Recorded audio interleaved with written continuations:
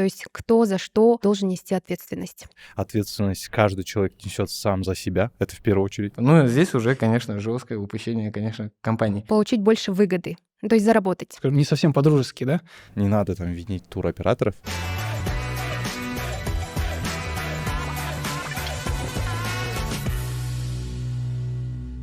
Достар, сәлем. Қазақстан туризмнің онлайн академиясы подкастына қош келдіңіздер. Бүгін сіздермен мен Елдана Аманжолқызы. Здравствуйте, наши зрители, уважаемые друзья. Вы на подкасте онлайн-академии внутреннего туризма. С вами я, Елдана Аманжолқызы.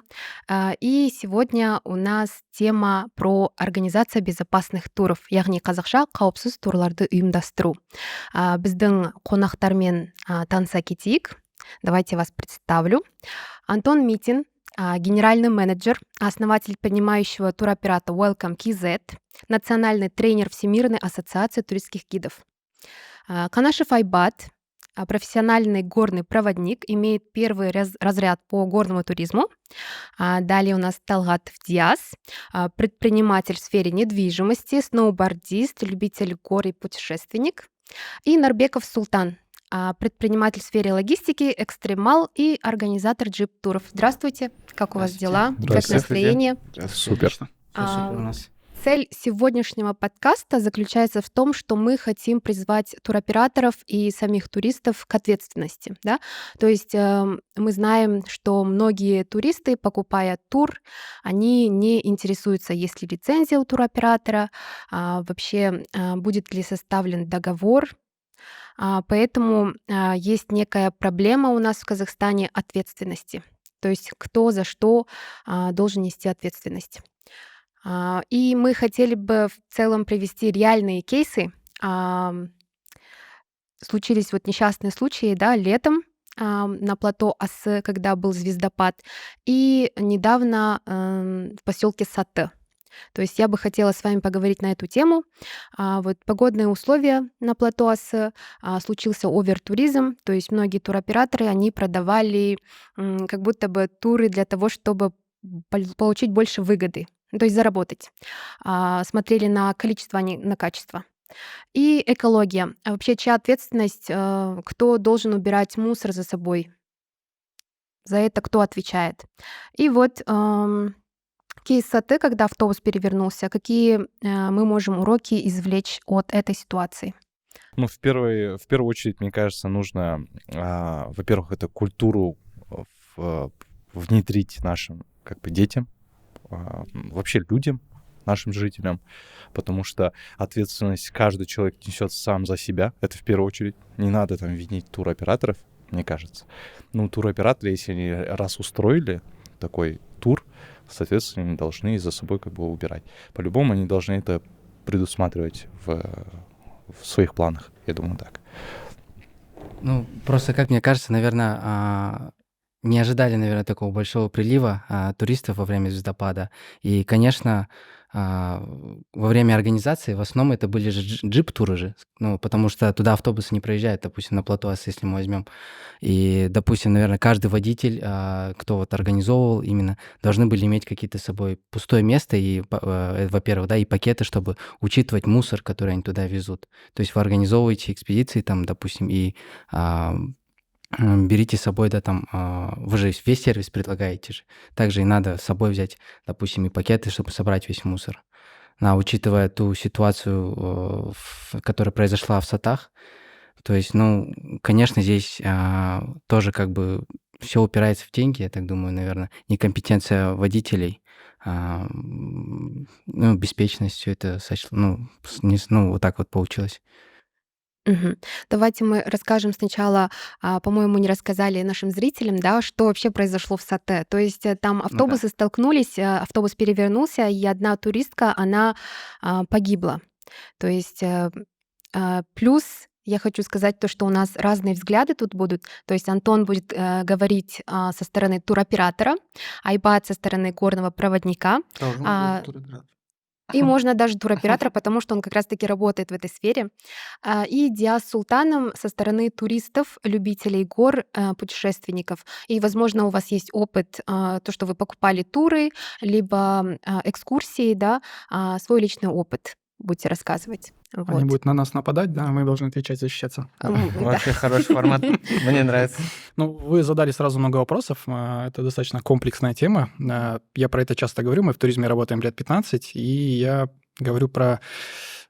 Я сказал у нас хорошо про культуру самих туристов. В этом поле мы сегодня, наверное, поговорим. Да, очень много работы. В разных сферах надо коснуться, так скажем, изменению, в том числе каких-то привычек наших касательных путешествий. Я как туроператор с себя ответственности снимаю. Мы это... Есть много, так скажем, возможностей для того, чтобы сделать наши туры безопаснее. Ну, во-первых, давайте поговорим прежде всего, что хороший и качественный турпродукт рождается в компаниях, в странах, где высокий уровень конкуренции.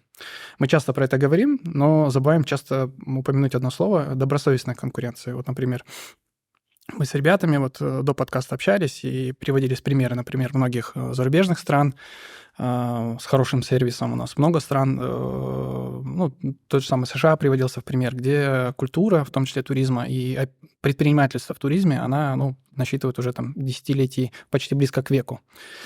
Ну, это одна из таких комплексных для меня основных причин, как у предпринимателя. Сейчас на рынке очень много серых предпринимателей, либо новичков. А туризм – это сфера, которая любит репутацию. Ты должен, прежде чем возить и получать много клиентов, ты заслужить должен репутацию. Репутация делается по одному простому принципу, когда ты сначала должен поработать на свой имидж, и показать то, что ты качественно умеешь, так скажем, обслуживать гостей, у тебя качественные продукты. А под качественными продуктами первый критерий – это безопасность.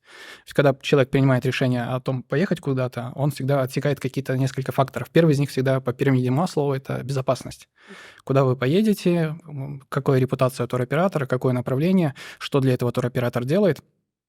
И, соответственно, это на уровне сначала турпродукта. Вот, например, был пример указан касательно осы. Предприниматели пришли на рынок недавно, им нужно снизить цену, потому что они не заслужили репутацию, еще не работают на этом рынке, снизили цену минимально и сэкономили насчет транспорта. То есть, насколько я знаю, там была челночная машина, которая возила туда, завозила гостей в течение всего вечера, а потом должна спускать также. Соответственно, одна машина, когда произошел, так скажем, дождь сильный, одна машина не могла всех спустить. Например, мы организовывая такой тур, мы бы не пошли на компромисс с нашим имиджем, репутацией, поскольку мы давно на рынке, мы бы отвезли бы не такое большое количество гостей туда, образно, машина там за час может образно 3 раза проехать, это Делика, там, например, 7 мест, мы понимаем, что больше 20 мы не можем обслужить, остальным откажем. Либо поднимем цену, да, это будет дороже, но зато мы гарантируем нашим гостям качество. Тут, к сожалению, пошли на компромисс, назову это, так скажем, совестью, с имиджем, репутацией, и вот такая ситуация случается. И почти все остальные случаи, которые мы себе будем описывать, они вот подпадают в общем, если говорить, не в детали не вдаваться, то вопрос того, что насколько вы готовы рисковать репутацией своей компании и насколько добросовестная конкуренция у нас есть. Если мы все будем работать в одинаковом поле, в законном, работать над турпродуктами, мы будем конкурировать только за счет своих способностей каких-то. Например, у вас креативный тур, вам клиентов больше пошли. У вас классный сервис, клиентоориентированность, хороший гид, классный продукт, пойдут клиенты к вам. Я буду какие-то свои фишки внедрять. И вот такая конкуренция рождает качество, качество рождает массовость, массовость понижает продукт. То есть цена должна понижаться только после того, как она стала массовой, при этом качественной и безопасной. И потом цена продукта снижается, появляется массовость, массовость еще снижает продукт. И такой тур-рынок будет тогда, как вы говорите, будут на нем квалифицированные покупатели, которые знают, что куда бы они ни пошли, везде минимальный набор каких-то критерий, которые безопасности соответствуют, и в то же время относительно недорогие цены. А не так, что мы открыли в Инстаграме набор. Я сам в горы 3 раза сходил, мне понравилось, значит, я могу уже набирать гостей. Набрал гостей, не учел несколько факторов, а потом случается и такое. Наверное, какой-то случай отдельно возьмемся, да, это отдельная, наверное, тема, транспорта касается. А вот, Антон, а какие вы организовываете туры именно по горным маршрутам? И вот Айбат тоже, наверное, вам больше вопрос. Какие туры сейчас существуют вот в городе Алматы? Пик-турист, да, Большой Алматинский пик, наверное. Какие еще туры есть? Я вообще хотел, если честно, выразиться по поводу Платоусы. Конечно. Потому что реально интересный момент был 12-13 августа, звездопад Персеиды, миллиарды компаний, людей. То есть реально же их было очень много. Да. Кто-то был, Все значит, хотят на звезды посмотреть, Нет, да? Я не пошла, я хотела поехать, но из-за того, что там погодные условия, то есть я посмотрела, что там будет дождь, я сказала: "Я лучше дома побуду", Мгм. ради, Вот, кстати, безопасности. как раз вот мы тоже делали тур. Ну, у нас существует, ну, вот опять-таки, аудитории всегда хватает на всех. Да? Вот то, что вы Да. только что говорили, это как раз-таки подтверждение словам. Допустим, кому-то нравится, что делает Антон, кому-то нравится, что делаем мы. А я вот не понимаю вот это вот как раз-таки нездоровую конкуренцию, когда все друг друга не любят и все такое, и делают демпинг, и конкурируют в итоге в цене, а не в качестве. Это вообще никаким образом не развит наш Да. туризм. Во-первых, это не развит их, они будут меньше зарабатывать, а без денег, в принципе, никакого развития нет речи, Но да. туристы-то выбирают И именно, где цена да. им приемлема. А и мне совсем не нравится вот эта тенденция делать все, что делают все остальные. То есть ты в каждой компании ты заходишь, все одинаково, цена одинаковая. Либо она чуть-чуть дешевле. И программа даже одинаковая. И иногда думаешь, а неужели не могут ничего предложить поинтереснее, да? Допустим, может, чуть подороже. А проблема вся вот это, наверное, того дня, то, что, вот, допустим, Тенгри Ньюс и Кумаш первые были, по-моему, кто написал об этом случае, они написали более 400 человек. А было порядка 600 делик. Типа, это больше М. 3-3,5 тысячи человек. А написали более 400. Типа. А почему, например, мусор, да? Вот тема мусора, она сразу через неделю сразу как-то так резко поднялась, и все начали, естественно, в комментариях писать о том, что туроператоры то, туроператоры это. Но там я согласен, что, скорее всего, в ночь 12-13 было очень много мусора от туристов, что, скорее всего, в этом хаосе практически сложно было контролировать даже компаниям. А компании, которые выезжали с там 300 человек и везли туда, типа, 2-3 гидов, типа, ну, здесь уже, конечно, жесткое упущение, конечно, компаний. Мгм. Во-первых, просто, это даже если при идеальных, да, погодных условиях, тебя просто физически не хватит на одного на 100 человек. Да. А второй, наверное, самый роковой момент, то, что просто все те гиды, которые поехали туда, они были не готовы, в принципе, к таким условиям. Не то, что они не знали, они, в принципе, не знают, как делать, что нужно делать в таких ситуациях. Они Мгм. просто ездят каждую неделю на Кольсай, на Каинды, отвезли автобус, привезли автобус, все классно, в дождик, еще в автобус. А тут, типа, дикая местность. Ты находишься на 2700 метров над уровнем моря, где, стоит обсерватория, которая специально... Ну, короче, это вообще очень... Но некоторые туркомпании, они же разбивали лагерь не прям там, то есть ниже. Этот момент тоже очень интересный. Допустим, мы возим уже более 5 лет, да, на это плато Осы. Мы никогда очень-очень редко ставим лагерь вообще вверху на самом плато. Мы Потому что обычно там ветрено, да? останавливаемся внизу, там есть вот эта панорама, первая, которая локация, и дальше уже ты по левой стороне выезжаешь на плато.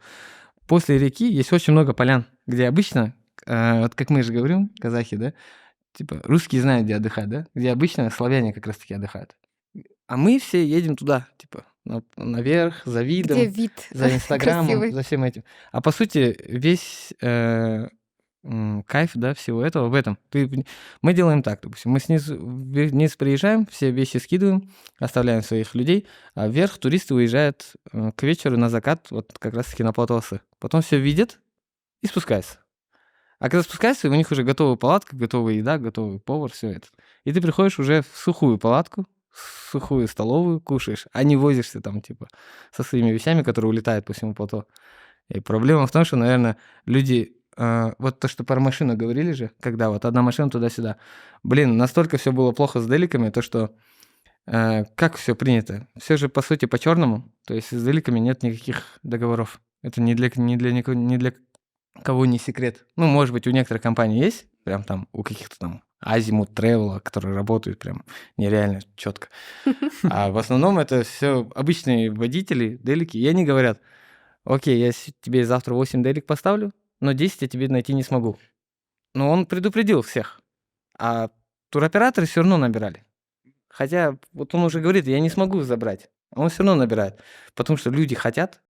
А у вас нету регулятора, да, кто за всем этим будет следить? То есть вот острая проблема, значит, чтобы была какая-то организация, которая полностью регулирует весь этот процесс, да? Лучший регулятор — это рынок. да. К сожалению, часто мы говорим, что государство хорошо, если нам поможет, но главное, чтобы не мешало. Да. Это тоже обратная сторона, не очень хороший, так скажем, опыт многих стран, когда туризм пытаются контролировать. Это невозможно. Невозможно прописать такие вещи, как креативность, регламентировать это и так далее. Можно отдельные какие-то По поводу безопасности. Да, например, вот про гидов сейчас сказали. Большинство гидов у нас работает, так скажем, нелегально, не имеют никакой квалификации, не состоят на госреестре. Есть официальный госреестр, где гиды, переводчики, гиды, экскурсоводы, горные инструкторы должны состоять в государственном реестре. Там очень простые правила. Ты должен быть гражданином Казахстана, и ты должен иметь учебный сертификат органа, который имеет образование в сфере, вернее, лицензию на образование в сфере туризма. То есть какой-то университет или учебный центр, который получил лицензию на образование, он делает свою программу, обучает. В принципе, такие есть, это недорого стоит. И вот, так скажем, гид, который хочет профессионально развиваться в этой сфере, он потратит небольшие деньги, которые окупаются за неделю, наверное, да, и обучится хотя бы каким-то минимальным азам безопасности, да. Но даже вот этого у нас, к сожалению, так скажем, даже вот этот небольшой, скажем, инвестиции в себя у нас многие гиды, профессионалы в туризме не делают. Это тоже один из факторов такой важных безопасности. Это вот про репутацию я говорил. Мы, если, например, волнуемся за свою репутацию, вот видите, человек там какие-то нюансы учитывает. Видите, вроде бы нюанс, мелочь, где поставить лагерь. А по факту на безопасности это огромную роль имеет. Кого нанять? Гид. Правильный инструктаж. От правильного инструктажа зависит вопрос экологии. Если вы в играющей или какой-то форме мотивационно зарядите ваших туристов еще мы как туркомпания это еще делаем на продаже, на стадии продажи турпродукта, что у нас обязательно там пакеты, обязательно давайте следить за экологией, потом еще гид это все добавит, красиво преподнесет, расскажет, раздаст пакеты мотивационным способом. Там очень много техник по тому, как туристов побудить для того, чтобы они куда приехали, они дорожили этим местом. Мы приехали в уникальное место. Это там давайте следить за природой. Это природа. Таких мест очень мало. Давайте его оставим нашим детям. Такими мотивационными вещами даже людям, вот которые... также мало кто говорит. Почти мало, даже не но говорят. вот это как раз есть профессионализм и классный турпродукт, когда он, к сожалению, получается дороже, но когда вы вот на такие составляющие разбиваете, и турист безопасность получает, турист получает качественный сервис, турист получает какую-то гарантию того, что о нем будет забота, и того, что у нас, мало того, это же туризм еще воспитательная часть. Почему и в советское время у нас часто для школьников туры делают? Потому что вот вы говорите с детства воспитание, через экскурсовода, через куда-то возят, рассказывают про уникальность, про важность нашей страны, наших ресурсов, наших людей, обычаев, традиций, и, соответственно, через это воспитывают. Если ты детей качественные организованные туры возишь с детства, и он потом вырастает сознательным, классным гидом или туристом, да, вырастает и показывает пример своим детям и так далее. Это один из важных способов воспитания. И вот наши гиды мотивационно всегда, и мало того, туристы часто, мы в основном с иностранцами работаем, туристы часто с пакетами возвращаются с наших гор и несут эти пакеты, мусор, в основном, к сожалению, неорганизованные туры и туры, про которые я говорил, недобросовестные компании организовывают, оставляют пакеты мусора, еще Они наши туристы забирают. вывозят, да. И очень иногда стыдно за это, да. Как мне кажется, еще такой вот важный аспект, тут вопрос цены, да, то есть насколько наша культура или социум готовы переплачивать, да, допустим, деньги, платить за хороший сервис. То есть сколько, вот, допустим, стоит тур на 7500 или 10 тысяч тенге или как-то? Нет, сейчас больше. Сейчас больше, как бы 16 набирают же где-то, какие-то... 17 тысяч. то есть это же совсем копейки, да? Есть Вы везете там однодневные, многодневные, то есть 3-4 двухдневные. человека, вы там, грубо, сами туроператоры зарабатывают там, 20 тысяч тенге, да, учитывая, что еще водитель. Кто за такие деньги сделает хороший сервис? Да, То есть и насколько наша культура готова уже платить какие-то деньги за хороший сервис? Тут еще тоже надо понимать.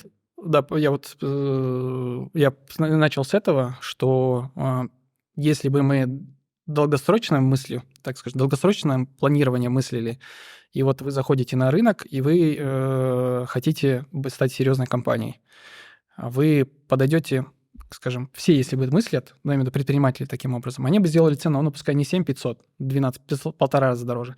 Клиент бы покупал. Клиент бы, возможно, поехал на сцене 600 человек, а 450. Клиент бы, вы как туроператор, образно говорю, заработали бы абсолютно то же самое. При этом обеспечили безопасность. Но сейчас происходит так, что каждая новая компания, которая приходит на рынок, она пытается ценой вытеснить конкурента. И я за 15 лет увидел, что были качественные компании, их вытеснили следующие. Они это объясняли тем, что мы креативные, нам надо меньше зарабатывать. Вытеснили этих. На этих пришли следующие, вытеснили этих демпингом. Пришли следующие, вытеснили этих. Я вот, например, в турах выходного дня как минимум уже 6-7 поколений туркомпаний, и каждое из этих поколений, когда приходила, говорила, что мы классные, мы просто круче работаем с издержками, мы креативнее продвигаемся, поэтому мы тех вытесняем. Но после них приходило следующее поколение, которое вытесняло их. И в итоге демпинг и цены загнали настолько, что сейчас невозможно работать официально, нанимать хороших специалистов, нанимать нормальные делики, заключать с ними договоры, ненормальных ребят, которые, как вы сказали, что могут мотивационно обеспечить, скажем, и безопасность, и интересный рассказ, и воспитание, и еще чтобы экология не страдала после этого. Соответственно, мы себя сами загнали вот некачественную конкуренцию, которая вот на этом рынке. И поэтому вот именно на внутреннем рынке мы слабо работаем. Почему? Потому что, чтобы на нем работать, мы должны суперкреативный турпродукт новый какой-то придумать. Очень сложно, очень дорого, сложно. И раскрутить его самое сложное. Либо мы должны работать также по тем лекалам, которые уже на рынке рынок диктует. И это такая вещь, но я только вижу это тем, чтобы мы где-то собирались, либо орган компетентный, например, тот же самый Казахтуризм собирал, говорил, ребята, давайте, что нужно сделать, чтобы продукт стал качественней. Давайте, чтобы сильно не подорожал, чуть-чуть допустим, но он стал качественным. Но при этом вот эти критерии вы должны обеспечивать. Это могут быть какие-то премии, награды, это может быть какой-то мониторинг, это может быть просто личные беседы, это могут быть семинары, мотивационные, много инструментов. Ну и в том числе разъяснительная работа среди туристов. Например, как в выездном туризме туркод, знаете, да? Мгм. Въезжаете, есть туркод. Туркод обеспечивает, что если туркомпания разорится, вас вывезут. Грубо говоря, на въездном туризме что-то тоже технология. Это тяжело принималось, многие возмущались много лет, но сейчас уже к этому привыкли. На въездном рынке тоже можно такое сделать. Инструментов много, надо просто за год, за два это, может быть, не решится. 3-4 года, и можно кардинальные изменения у нас на рынке сделать. Вот как реально у нас это устроено, да, вот есть туркомпании, они предоставляют услуги. Когда сезон начинается, мы можем увидеть в Инстаграме то, что они набирают себе гидов. Да, то есть 15-25 лет, чтобы человек был молодой, креативный, интересный, и их обучают сами в туркомпании, и уже как бы они могут как гиды сопровождать туристов. Но на самом деле мало кто может рассказать правила. Вот, например, мы сидим в автобусе, кто с кем сидит, они должны также возвращаться. То есть никто не меняет места, про безопасность, про культуру отдыха, про экологию. Там все должны рассказывать в идеале, да. Но несколько раз я покупала такие экскурсии, туры, и ни один гид не сказал правила, как себя вести. Вот с этого нужно начинать, в принципе, да. И нужно набирать очень профессиональных гидов, я считаю. Например, многие туркомпании, да, имеют лицензии, но как я задавала вот вопрос, самый первый вопрос, туристы сами не запрашивают ни лицензию, ни договор, ни туркод. Иногда они попадаются к мошенникам. Таким образом, их кидают на деньги. Вот. Туристы просто об этом не знают. Это тоже. Тоже есть. Вот это- Почему не знают? Потому что нигде об этом не говорят. Допустим, вот я сам по горам мы ходим, да, вот на Кукжайлау, в пик Фурманова. В основном чаще всего приезжает, я там вижу, не местных. Да, наши алматинцы ходят, но в основном все с других городов приезжие. У них, я не знаю, просто я не знаю, как они мыслят, они в основном так пришли, посмотрели, пофотались, и я не думаю, что они здесь, все, им хватает, один раз поднялись, там 3 часа, все, оставляют мусор и уходят дальше. Да, есть таблички, есть там не выкидывайте мусор, но это людям не помогает, потому что сейчас люди не обращают на это внимания. То есть, как бы я вот не знаю, как сейчас придумать, как бороться с этим. Ну, Мгм. через социальные сети надо это оповещать, надо это говорить. Просто все снимают наши красивые места, но никто не говорит, как надо себя вести на самом деле в горах. Но сейчас более-менее, если посмотреть до пандемии, тот период, да, когда туризм, ну, люди думали, что туризм это просто поехать на природу, развлекаться, выпивать, а потом обратно домой. Там пофотографироваться, да, поесть, покушать и все. А сейчас более-менее туристы осознанные, осознанно ищут туры, могут отдохнуть хорошо, уединиться с природой, но не все, да. Возможно, нужны такие, ну, проекты делать, чтобы освещать, осведомлять, информировать туристов больше, да, охватывать эту аудиторию. И я бы хотела задать такой вопрос. Вы все ходите в горы, да? Есть специальные услуги. Гид-проводник, он, ну, вместе с горным проводником вы ходите в горы. То есть пик туриста, Большой Алматинский пик и еще Фурмановка. Куда еще сейчас водят? Много. Пиктури, Мгм. советов. Много, Куда водят? много продуктов. Да, куда Очень водят много. сейчас. Есть дальние горы еще есть. Да. Да. И туристы больше всего выбирают именно какой маршрут? Гинзоу мы в основном специализируемся на неблизких направлениях. То есть, например, то, что вот я говорил, у нас, так скажем, близко к Алмате, захоженные совсем вот как раз места, которые говорили, есть ущелья, очень интересные места в том же самом и в Тургенском, за Тургенским ущельем, там не только Платасы. За Кульсаем есть, кроме популярных направлений гор, там есть очень интересные места. То же самое горы, сейчас открываются маршруты 2 на Иссык-Куль через горы, очень интересные, уникальные маршруты. Вы знаете, они были почти 20 лет закрыты. Да. Тоже есть Джунгарский Латау с огромным потенциалом. Вот там действительно неизведанные горы, когда у нас гиды каждый раз, когда туда ходят, видят медведей. То есть это прям... Причем там медведи относительно безопасны для людей, да, наш тяньшанский вид. Поэтому мест очень много. Мы стараемся специализироваться. Вот как раз я сказал, что мы не можем конкурировать здесь по цене. Мы поэтому придумываем новые продукты. Да, они дороже. И открываете новые они маршруты. действительно уникальны, да. Вот если- А вот какие основные меры безопасности следует учитывать при организации горных туров? Может быть, сначала мы узнаем у Диаса и Султана, как они готовятся, ну, как туристы, да, а потом уже как профессиональные, да. опытные, да. Да, ну, вот на ваш вопрос отвечая, да, наверное, вот как туристы, да, если мы вот возьмем, для нас, конечно, самые популярные маршруты, это вот, ну, ближайшие, да, какие-то, это вот пик Фурманова, там, Кокжайляу и так далее, но они довольно там, да, легкие, там есть и значки, и метки, да, там как бы куда идти, как что построено. Ну, как мы готовимся? Наверное, в первую очередь это правильно подобрать одежду. Это в любом случае обувь, да, экипировка. Это должна быть вода. И для меня, да, как турист, который вот сам путешествует, для меня важна эта карта. Карта в телефоне, да, допустим. Оффлайн, Я да? пользуюсь, да, там, Guru Maps, Maps.me, да, ну, как путешественник еще. Именно оффлайн еще, да? Да, карта? оффлайн карты. Потому что это же все равно ты идешь в горы, ты там не знаешь, да, там, может быть, ты за полночь вернешься. Еще очень важно учитывать время, да, когда ты уходишь.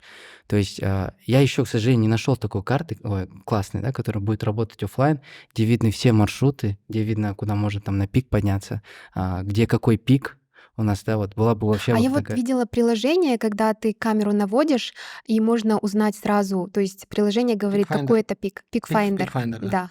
Я его как-то скачала. Ну, он же работает, когда есть интернет. А Да, интернета вот оффлайн карты такие Нет, очень, он, очень по-моему, мало. Там. по-моему, и без интернета работает. Просто То есть подписку есть покупаешь какие-то платную. карты, они там прям По-моему, без $100 интернета. стоят или что-то того. Было бы классно, наверное, вот с картами какую-то идею или там. Ваша Ну, проблема решается в ViewRanger. Есть такое приложение ViewRanger, то есть где указаны, если, допустим, Там все маршруты есть практически. там есть, да, но, конечно, к нему доступа нет уже на самом, наверное, Кокжайляу, где... Нужно Но вы можете сначала заранее, скачать. допустим, зайти, и это как вот, типа, как вот в Фейсбуке, да, кто-то что-то выкладывает, и вы можете по его же маршруту посмотреть. То есть трекинг, да, вы просто берете его. Да, я просто в Телеграме раньше вел блог свой в Телеграме. Я выкладывал туда, получается, файлы, которые можно было импортировать в это приложение и ходить безопасно по той тропе, по которой я уже сходил. ну, заранее для этого человека, грубо говоря. Ну, у меня аудитория там своя, туристская. А я делаю это, по Только сути... туристы интересуются этим, да, Вот, ну, Извиняюсь, может, Юля, профессиональные. вот такая, допустим, смотрите, ну, никто же об этом не знает. Было бы классно, вот ты подходишь, да, там же Кокжаляу висит же, Мгм. там билборд, и там QR, Ага. допустим, QR Да-да. такой раз, ты раз скачал карту. Ну, Вот крутая же новая идея. идея. Вообще, На Возможно, самом кто-то это деле, да, вот ты сделает. идешь там, и там Прям- тебе показывают прям вообще топ маршрут, идея. метку Да. или куда идти, да, допустим. Вообще, сколько надо по времени находиться в горах, если ты без палатки, допустим. Зимой это очень важно, на самом деле. Многие не знают то, что надо смотреть за временем.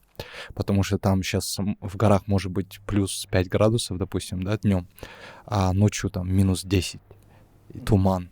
И никто не знает, как выбраться. Может, минус 15, допустим. Из-за этого много Ага. людей умирают, кстати, в горах. А есть ли Зимой. такие инстаграм-блогеры, не только travel-блогеры, а именно люди, которые ходят в горы и пишут об этом? Вот я часто смотрю Рената Абдрахманова, кажется, он генеральный директор Чембулака, он у себя тоже выкладывает, и на страничке Чембулак тоже выкладывает, как надо себя вести в горах, что надо делать, там, если что-то произойдет. Вот очень классно, на самом деле. Но таких людей мало. Все в основном снимают классные кадры, чтобы набрать больше просмотров, контента. Только и рилсы, фотографии, рилсы, сторисы фотографии, да, и чтобы быстрее информации продать нет. свой тур и просто повести там людей. А как туда там насчет- поехать? Что нужно иметь? Мало кто пишет об Да. этом. Ну, насчет безопасности очень мало людей говорят, на самом деле. Но я лично очень редко вижу это. Мне кажется, это связано с тем, что в основном те, кто ходят там серьезно по горам, они типа как бы еще и сами по себе типа серьезные, и они особо там не ведут инсту. Ну, например, есть там хорошие примеры, да, все Нурбола Нуралина, Мгм. Нурик 3, может, Да. знаете, триатлонист парень. Я Он, знаю. правда, конечно, в читаю. некоторых моментах может быть радикальным, но, по крайней мере, он каждый раз в своих сторисах, да, выкладывает о том, что нужно там вот это. Там без ботинков я вас не поведу там в горы. Как бы он тоже берет немало. Он там на Манжелка, по-моему, берет 40 тысяч. Это Так, вообще допустим. правильно. Если человек не экипирован, не подготовлен, можно ему сказать, ну, отменить тур, сказать, вы не Да. готовы.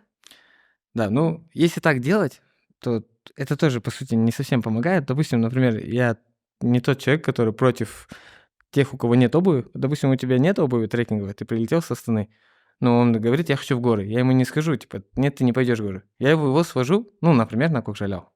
Типа, на Кокжаляу нет прям особых каких-то мощных, Или аюсай. каких-то опасностей, где тебе бы нельзя было сходить в скетчерсах, да, или в вансах, да, допустим. Да, то есть здесь вот как раз-таки вот про радикальность, да, типа, вот гиды бывают разные, типа, соответственно, и правила у них тоже разные. Ну, и вот проблема неосведомленности людей. Допустим, только что говорили пример о том, что, ну, до этого еще минут, наверное, 20 назад, о том, что туризм это еще со школ начинается. Если бы хотя бы в алматинских школах уже в школьной программе вводили бы лекции, вот как, допустим, мы сейчас сидим разговариваем, пригласили бы там какого-нибудь Александра Голованова или кого-нибудь еще какого-нибудь гида, Махсута Жумаева, там, он бы там рассказывал. Или любой другой гид от альплагеров, их там дофигища, 30-40 инструкторов.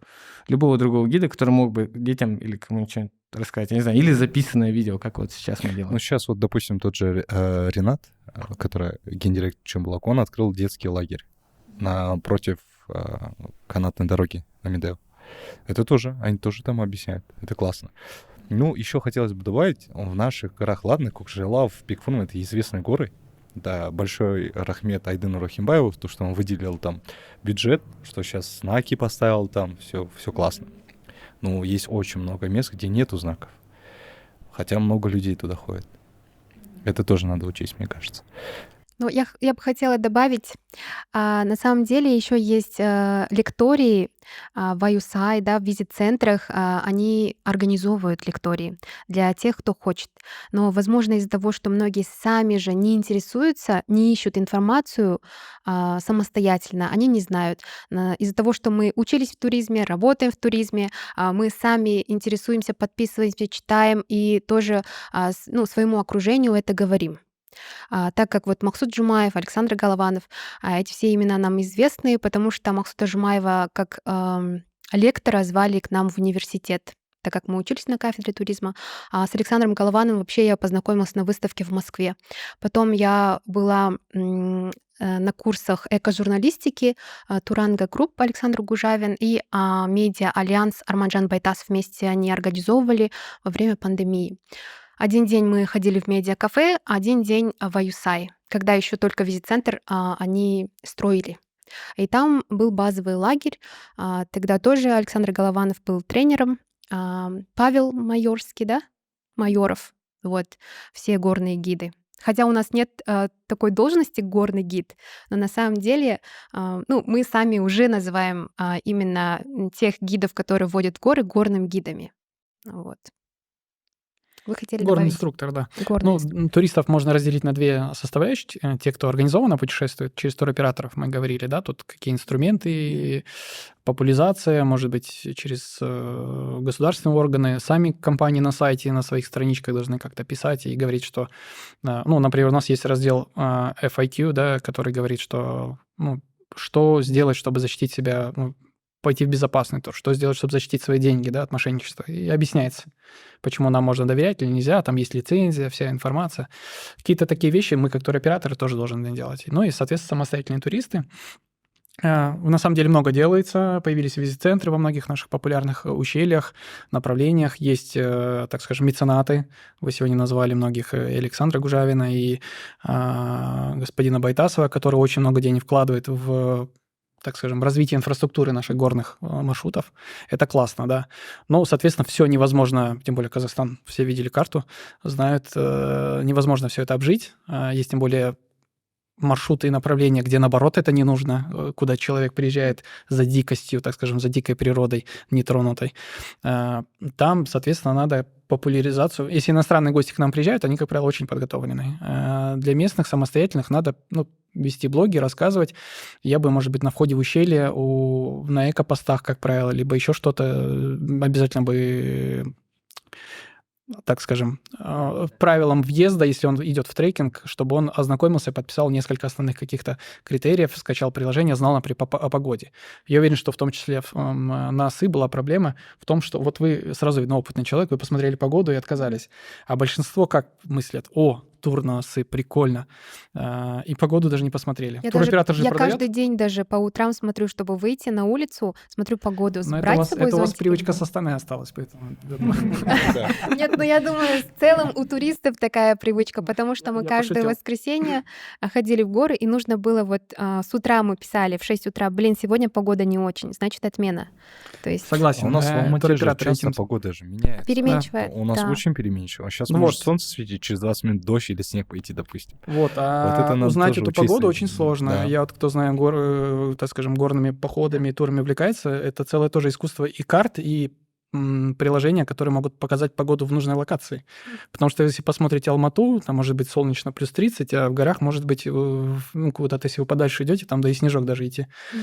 Особенно ночью, если с ночевкой, да? Поэтому это очень важный момент. Здесь специальные приложения. Может быть, Казахтуризму странички сделать, может быть, в нацпарках этим заняться, может быть, в визит-центрах активнее.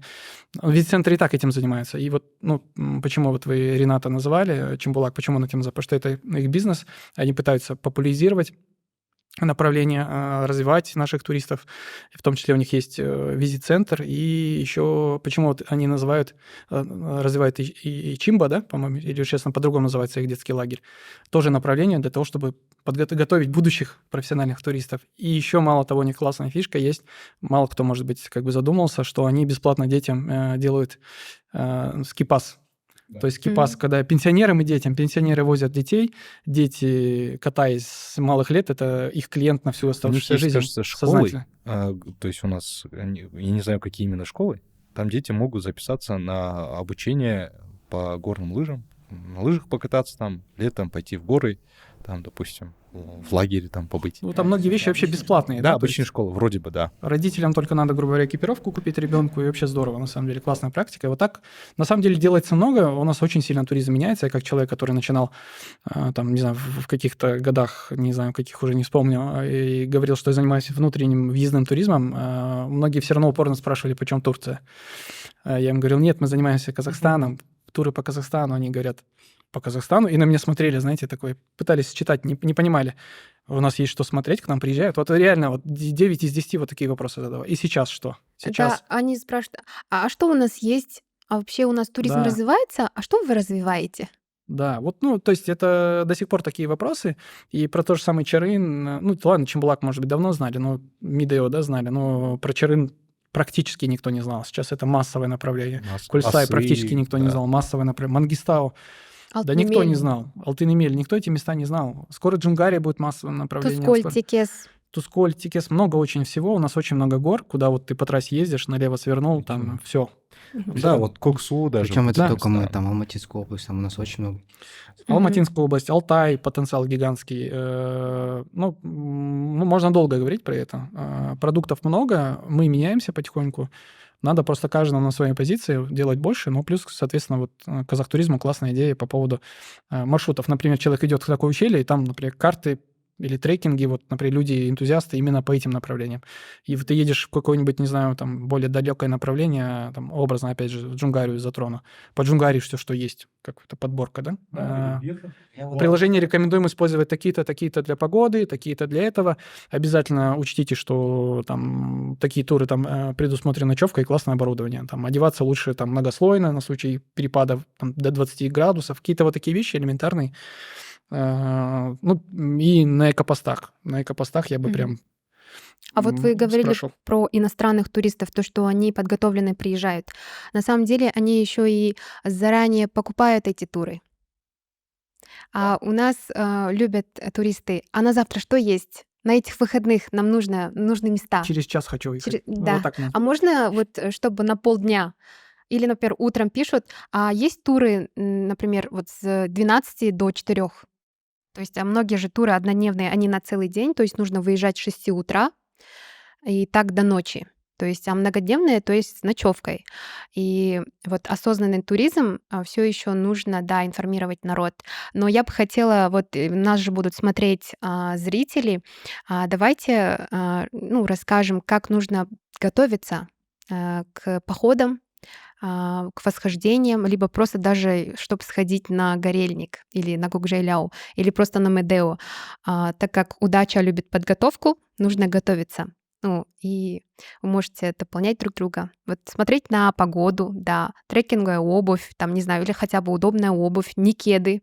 Потому что когда үстіге көтерілген кезде жақсы, төмен түскен кезде аяғың ауырады, саусақтарың ауырады. Или иә. хотя бы не одному, да, в горы идти. Да, кстати, вот некоторые приезжают, думают, там пик Кумбель. Да, вот так смотришь близко. Идут, и потом они доходят до этого пика, а вниз уже нету сил.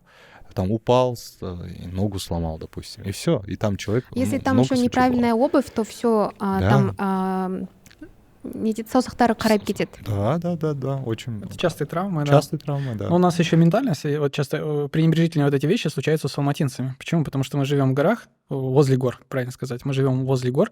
Вообще нам интересно очень доктор географических наук, по-моему, так рассказывал, что мы на самом деле в степи живем, алматинцы, 99% в степи живет, но мы возле гор и считаем, что мы в горах живем. Ментальность в том, что если мы вот на Медео ездим на общественном транспорте и есть канатка практически до 3200, да, то практически мы горные, чуть ли не мы горные люди, которые автоматически в горах могут выжить и ходить туда спокойно, без подготовки. Это вот наше такое, скажем, заблуждение.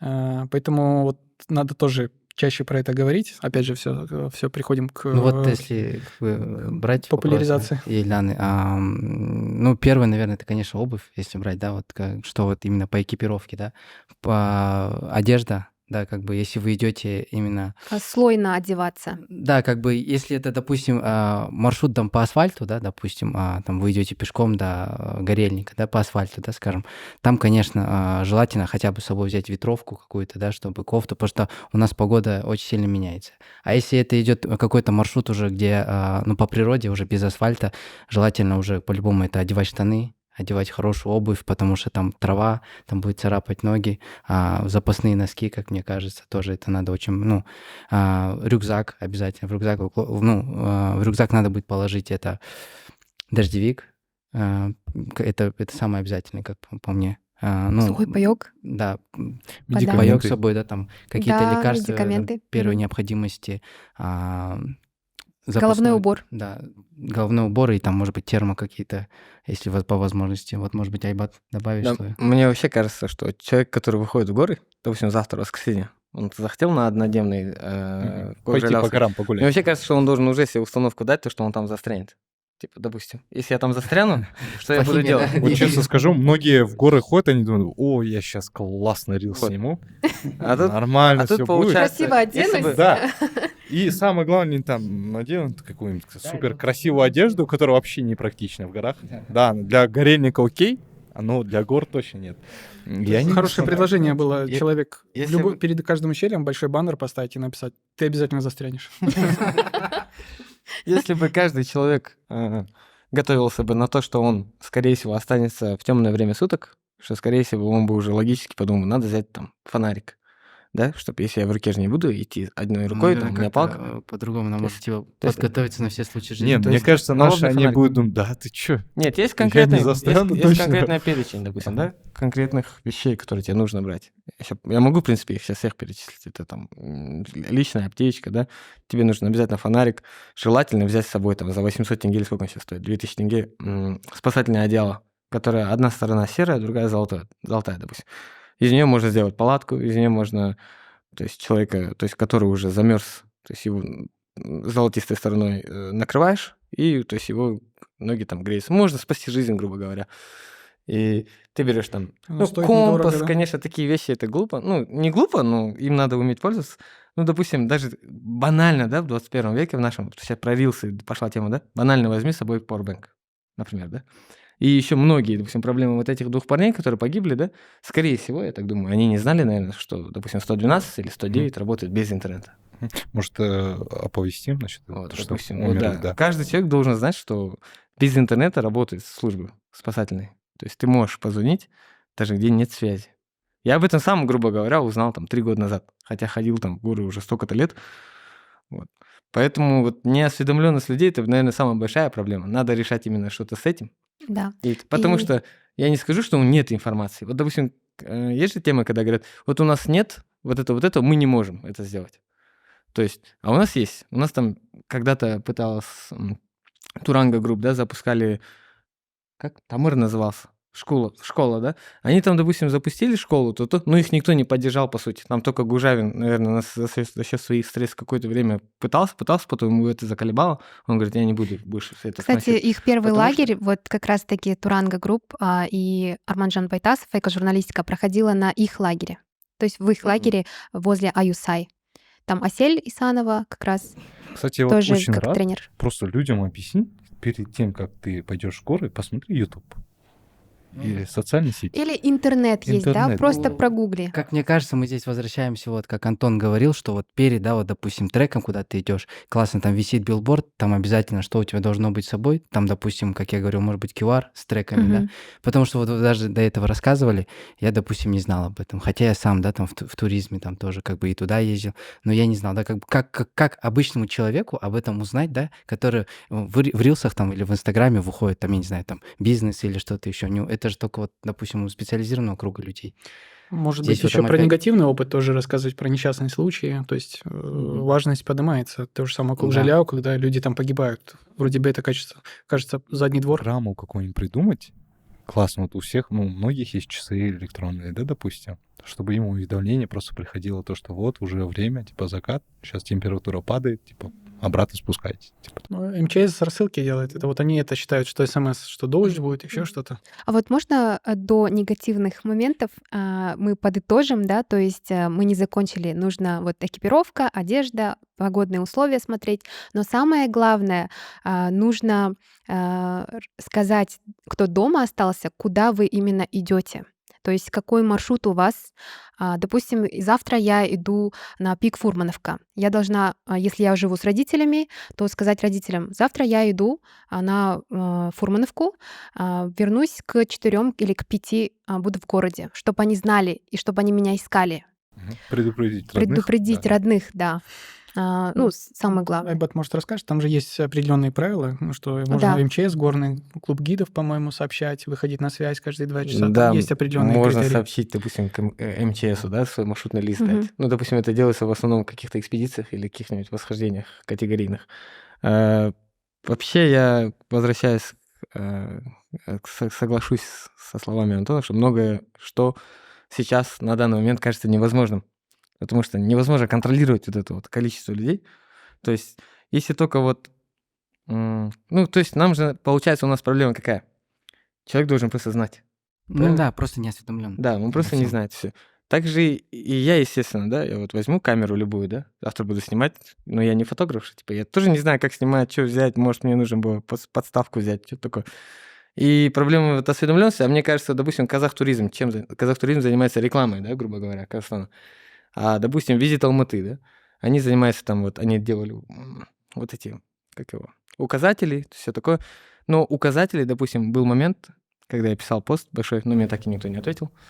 Я в Visit Алматы предъявлял претензии Мгм. по поводу того, что, допустим, все знаки, которые они установили по книге Баглана Жунусова, известный альпинист. Он ее взял в европейские О. стандарты, я не помню. Он, получается, и все темпы, грубо говоря, по сути, под спортивного альпиниста.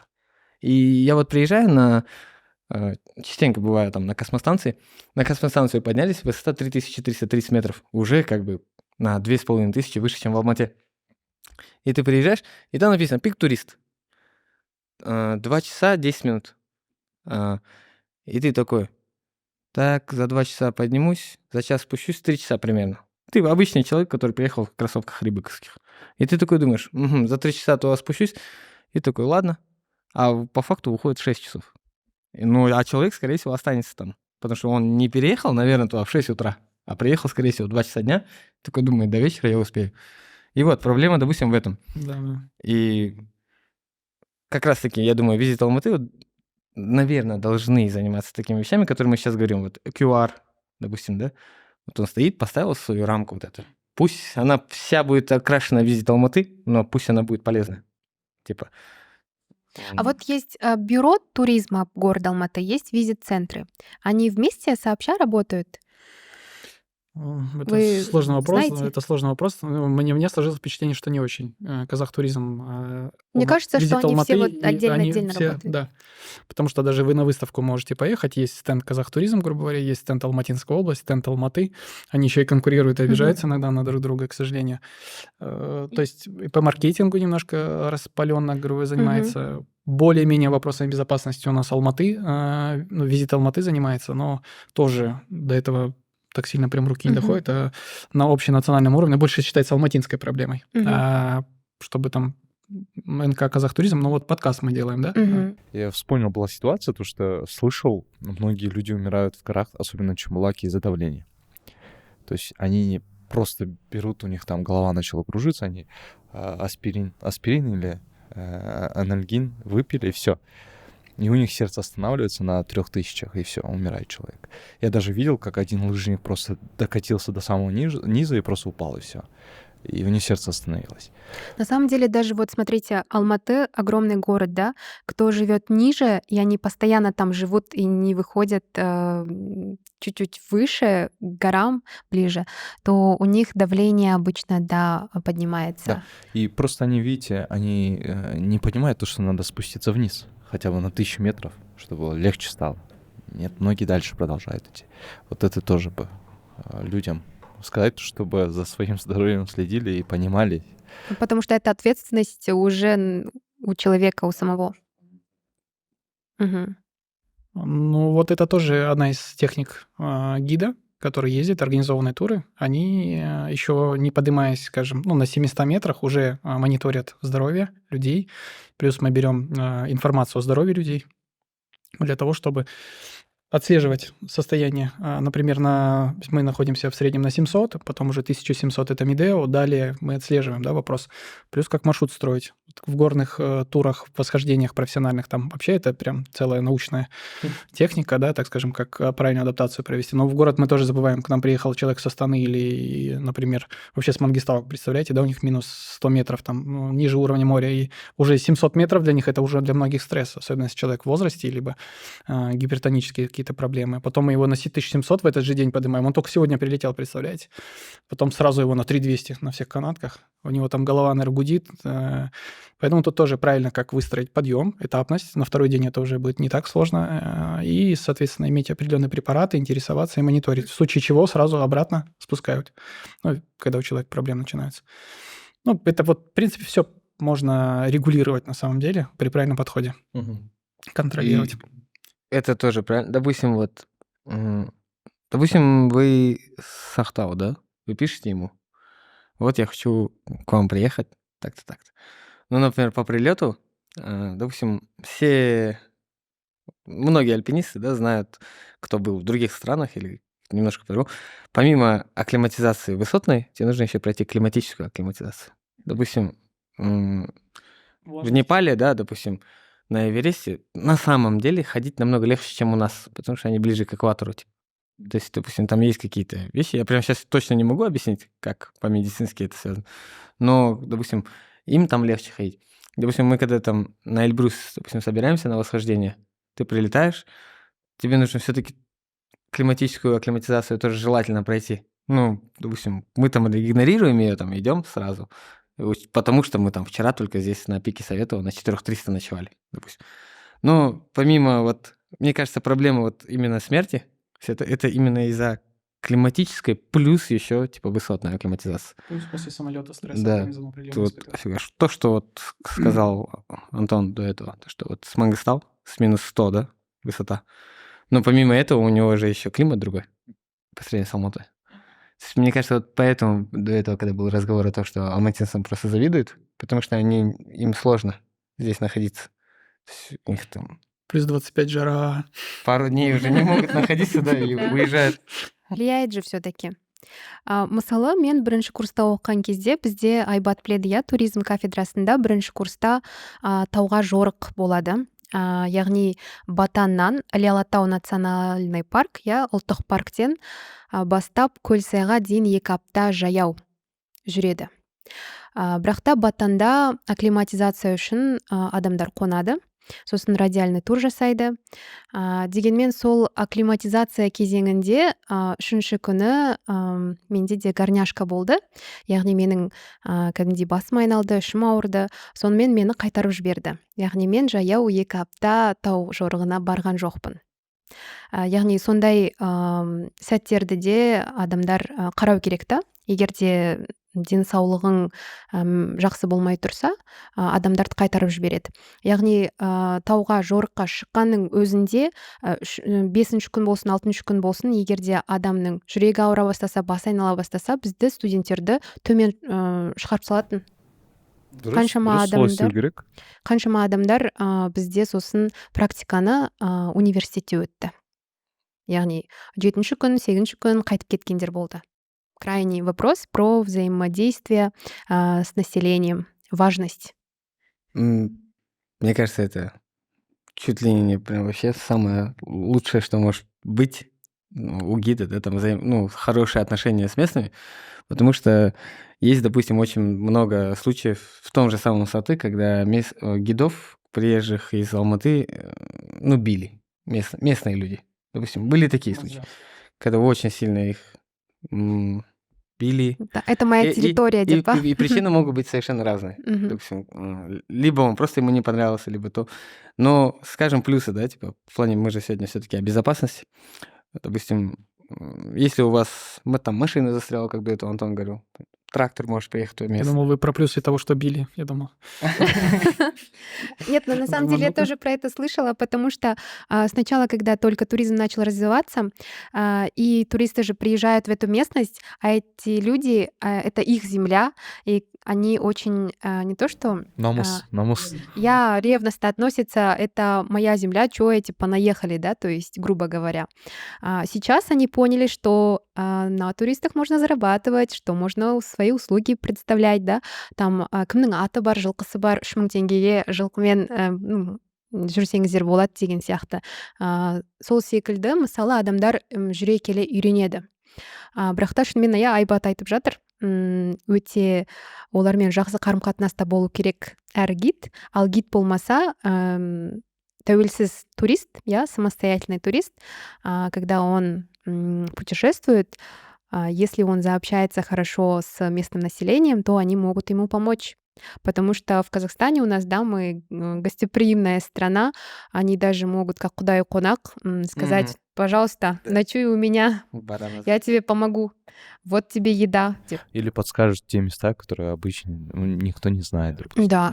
Но мы стараемся с Султаном, когда мы часто выезжаем, мы всегда общаемся, нетворкинг у нас прям хорошо развит. Мы всегда с местным населением общаемся, стараемся у них что-то узнать там. Вот и они много раз как бы подсказывали нам места классные. И в целом туроператоры должны, и не только туроператоры, а визит-центры тоже взаимодействовать с местным населением, да, это очень важно. Да, даже есть в правилах определенных, так скажем, ассоциаций. Туристская ассоциация — это содействие с местными сообществами для того, чтобы в их жизни приносить какой-то хаос, негатив, да, наоборот, созидать, так скажем, развитию, инфраструктуре. Одно из самых главных, наверное, правил — это добродушность, потому что люди, ментальность их в селах часто отличаются, они довольно более наивны, искренни, в хорошем смысле слова, менее часто, если мы не говорим про какие-то совсем популярные туристические направления, где уже все-таки к туристам более потребительски относятся, потому что их много, поток устойчивый. Если мы про новые направления говорим, то часто с людьми они действительно гостеприимные, приглашают, обижаются, когда ты отказываешься, например. У тебя программа, тебе ехать надо, они хотят пригласить, пообщаться. Люди, вот последний случай у нас в Алтын-Эмеле, колесо порезало, местные все приехали, никого не просил, они 24 часа с машиной возились, помогли там. Мне неудобно настолько было, я пытался денег дать, чтобы детям что-то купили. Не за услугу, они очень обижались на то, что я деньгами пытаюсь оценить их добровольный жест. Но я потом уговорил в плане того, что говорю, купите детям от меня, потому что, действительно, 4 часа вы потратили. Не 4 часа, 2 часа. Это очень важно. Главное, добродушность. Все-таки у нас иногда в городской среде мы живем, немножко преобладает суровость на дорогах, трафике. Мы немножко себя друг друга воспринимаем как волк, не знаю, как, так скажем, не совсем по-дружески, да? Туда приезжая, нельзя эту культуру сразу переносить, потому что это очень важно. Сколько раз я человек кивал, и с тракторами помогали, и вытягивали из солончаков, и из машины у нас один раз утопил наш водитель по кабину, можно сказать, в горной реке. Поэтому это очень важно. Плюс сама безопасность, потому что люди остро воспринимают грубость и могут иногда быть инциденты с местными, что очень опасно. Ты подставляешь и себя, и безопасность туристов, если ты с ними. Бывают пьяные попадаются. Стандартные какие-то вещи. Главное уважение. Угу. Есть что добавить, ребята? Нет? В принципе, нет. Все. Если нет, то давайте заканчивать наш подкаст. Я очень благодарю вас за то, что вы уделили время, пришли. Очень отличная беседа получилась. Вот. До свидания. А вы смотрите всегда онлайн нашу академию, проходите курсы и давайте быть осознанными туристами.